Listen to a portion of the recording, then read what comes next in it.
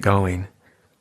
But I'm just talking about just that almost surprising sort of Dharmic connection.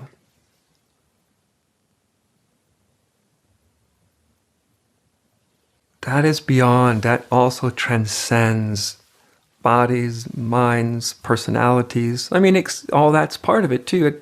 That swims in the presence as well. But it's under that.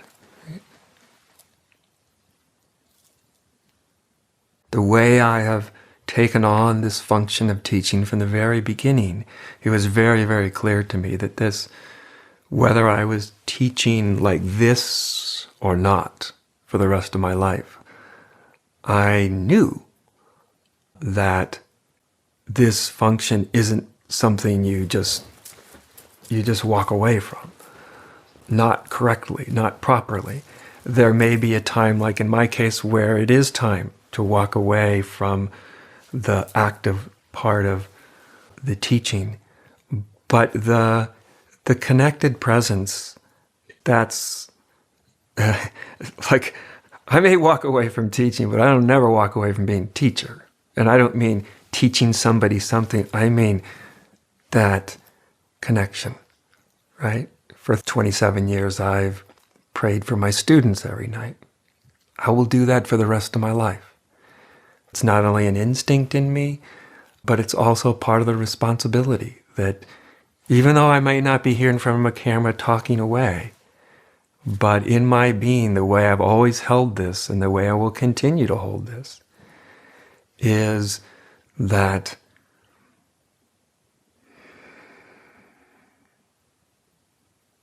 one never walks away from that connection. And that can be in present time, that can be in the past time, that can be in the future time. When I say I pray for my students, I pray for the students of the past, for the present, and any of the potential future.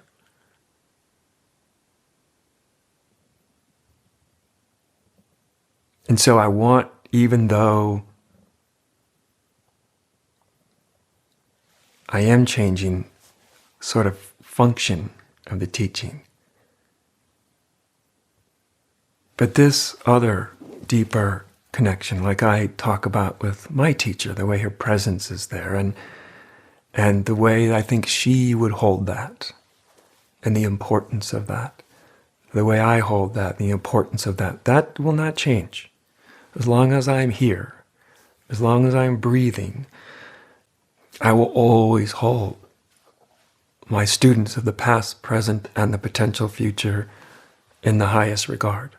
And they will be with me, and they will live with me inside. That is not something that I would dream of even attempting to turn away from or cut off.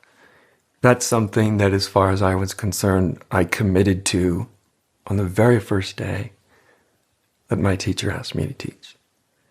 She didn't ask me about all this stuff I'm talking to you about. I just knew it inside for me, what this meant. And so I just wanted to express that with you, that even though I may not be sitting here prattling on in front of a camera endlessly, it's not like I will turn my back, forget this, forget my students, forget all of you. That will never happen.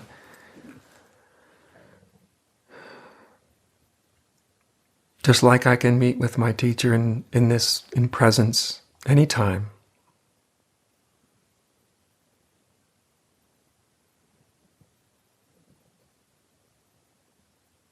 Perhaps this is just a transition for the most important part of the teaching, which would be the quiet part, at least on my side.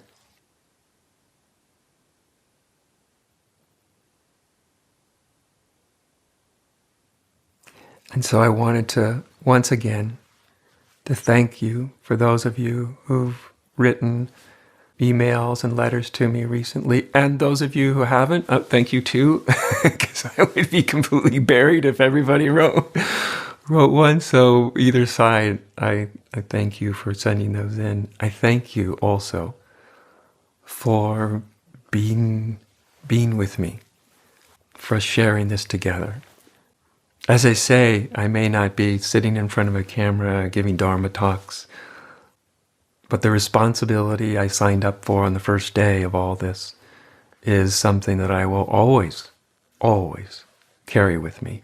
And the responsibility at this point means holding past, present, and future, any student of this teaching, in the highest and deepest regard. And in some way, all of your presences live in me.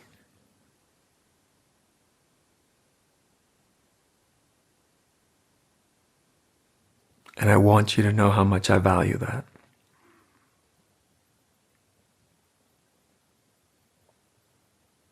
And I'm going to be here.